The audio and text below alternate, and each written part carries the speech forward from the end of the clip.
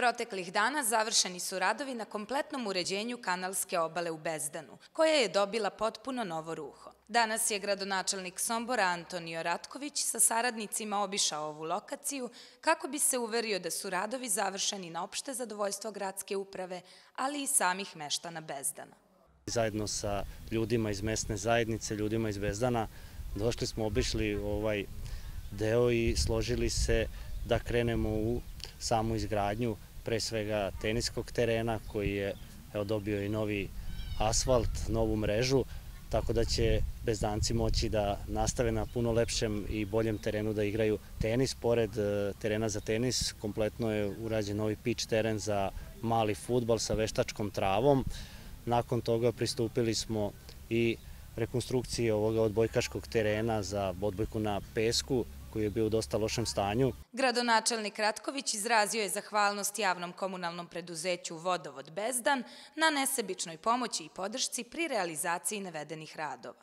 Naveo je da su putem participativnog budžetiranja prošle godine Bezdanci izabrali da na ovom prostoru dobiju košarkaški teren, a ove godine i teretanu na otvorenom.